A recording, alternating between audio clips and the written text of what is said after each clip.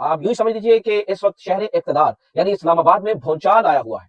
चूंकि अब की बार किसी आम शख्स ने नहीं, किसी आम बंदे नहीं बल्कि छह बड़े हाई कोर्ट के, इस्लामाबाद हाई कोर्ट के जजेस ने आईएसआई से, आप समझिए कि बगावत करते हुए आईएसआई की मुदाखलत के ऊपर जुडिशल कमीशन को लिख दिया है। और जो उसमें बातें बताई गई हैं, कब किसका कहां फोन टेप होता रहा, किसके बहनोई को उठाया गया, किस तरह पर कैसे से असरअंदाज हुआ गया, मोहसिन अख्तर कियानी साहब को किस तरह से रास्ते से हटाने की कोशिश की गई, नाज़रीन किराम ये बहुत बड़ा भूचाल है।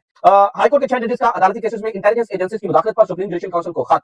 अदलिया में खुफिया इदारों की मुदाखलत और जजेस पर असरअंदाज होने के मामले पर जुडिशल कन्वेंशन बुलाया जाए, इस बात का मुतालबा किया। अब जो बातें की वो सुने। उन्होंने कहा जी आईएसआई की जानिब से जजेस पर मुसलसल दबाव का मामला चीफ जस्टिस इस्लामाबाद हाईकोर्ट के सामने उठाया गया।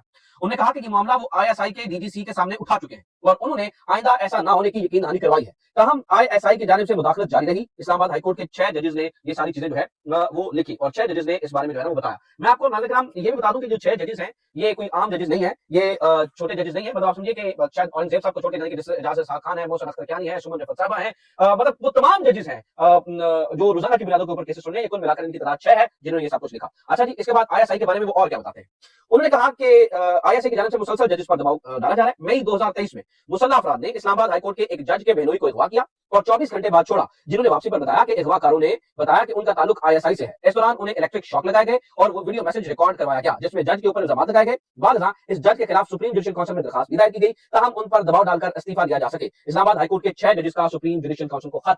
ये मोहसिन अख्तर कियानी साहब की बात यहाँ पर होती हुई नजर आ रही है कि उनको उठाया गया, उनके बहनोई को ये खत लिख रहे हैं, उसके ऊपर बहनोई के ऊपर इलेक्ट्रिक शॉक लगाए गए, बहनोई के ऊपर इल्जाम यानी कि लगा के, यानी कि उनका जो बहनोई है वो जज साहब पे इल्जाम लगा रहा था, उसका वीडियो बयान रिकॉर्ड करवाया गया ताकि उसके बाद उनसे इस्तीफा लिया जा सके। फिर वो इस्तीफा आपको पता है इस्तीफा आ रहा है। अब इससे वो मामला मशकूक हो गया है कि जो ऊपर 2 जजेस गए हैं सुप्रीम कोर्ट के अंदर, जिन्हें चीफ जस्टिस बना था, यानी कि जस्टिस एजाज उल एहसन और जस्टिस मुजाहिर अली अकबर नकवी, जो उनके इस्तीफे हैं वो भी बड़े मशकूक हो गए हैं। अब जनाब अगली कहानी सुनिए। इस्लामाबाद हाईकोर्ट के एक जज की रहायश की मुरम्मत के दौरान खुफिया वीडियो कैमरे नस्ब होने का इंकशाफ हुआ, जिसके साथ एक सिम भी मौजूद थी जो मज़कूरा जज के ड्राइंग रूम की वीडियो और ऑडियोज भेज रही थी। इस्लामाबाद हाईकोर्ट के 6 रुकनी जजेस का मुश्तरका खत में इंकशाफ, यानी कि एक जज साहब के जो है ना वो ड्राइंग रूम में एक डिवाइस लगाई गई थी जिसके अंदर खुफिया कैमरे भी थे और सिम भी थी। और वो डिवाइस क्या करती थी, वो जनाब वाला वहां के ऑडियो मैसेजेस और खुफिया यानी कि वीडियो मैसेज यानी कि आवाज के साथ सब कुछ जो है इनके मुताबिक वो आईएसआई को भिजवा रही थी और वो तमाम चीजें जो है ना वो रिकॉर्ड हो रही थी, जिसके ऊपर बार बार उन्होंने कहा जी बार बार हमने चीफ जस्टिस को कहा, यानी कि जस्टिस आमिर फारूक को कहा, तो जस्टिस आमिर फारूक बार बार कहते थे कि वो डीजीसी के सामने रखा है, यानी कि जनरल फैसल नसीर साहब के सामने रखा है, आइंदा नहीं होगा, लेकिन हमेशा ये होता रहा। तो जनाब justice Mohsin Akhtar Kiyani, justice Tariq Mahmood Jahangiri, justice Babar Sattar, justice Sardar Ejaz इसहाक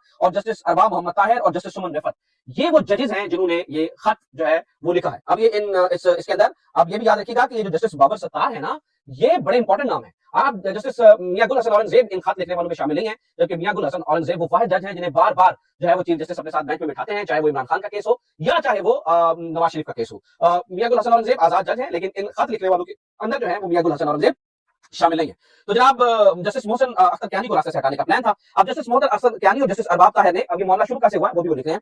जस्टिस मोहसिन अख्तर कियानी और जस्टिस अरबाब ताहिर ने चीफ जस्टिस आमिर फारूक से इख्तिलाफ करते हुए इमरान खान के खिलाफ चिकन वाइट केस को नाकाबिल समाअत करार दिया था। जिन जजेस ने चीफ जस्टिस से इख्तिलाफ करते हुए फैसला दिया, उन पर आईएसआई की जानिब से जजेस के खानदान और दोस्तों से दबाव दिलवाया गया, यानी कि ये जो 2 जजेस हैं, जब इमरान खान का जो चिकन वाइट केस था उन्होंने इख्तिलाफ करके इसको खत्म करवा रहे थे, तो इसके ऊपर आईएसआई जो थी वो जजेस के ऊपर दबाव डलवा रही थी कि आप ये ना कीजिए। उनके दोस्तों से भी और डायरेक्टली दबाव डलवा रही थी जस्टिस अरबाब मोहम्मद ताहिर के ऊपर और जस्टिस मोहसिन अख्तर कियानी के ऊपर। ये भी उन्होंने लिखा। अब इंकशाफ सुनते जाइए, ये बड़े ही दिल दहला देने वाले इंकशाफ है। मैं ये कह रहा हूं कि इन इंकशाफात के बाद इस वक्त इस्लामाबाद के अंदर भूचाल आया हुआ है। फिर जनाब पूरी हाईकोर्ट जस्टिस आमिर फारूक और चीफ जस्टिस काजी फाइज ईसा के सामने खड़ी हो गई। ये जुबैर अली खान साहब कह रहे हैं और कह रहे हैं वकला और कौम को इन जजेस के साथ जो है वो खड़ा होना चाहिए। उन्होंने कहा कि आईएसआई की जानिब से जजेस पर मुसलसल दबाव का मामला उस वक्त के चीफ जस्टिस पाकिस्तान के सामने भी उठाया। उन्होंने कहा कि ये मामला आईएसआई के डीजीसी के सामने उठा चुके हैं और उन्होंने कहा कि आइंदा ऐसा नहीं होगा, लेकिन फिर भी ये सब कुछ जो है वो होता रहा।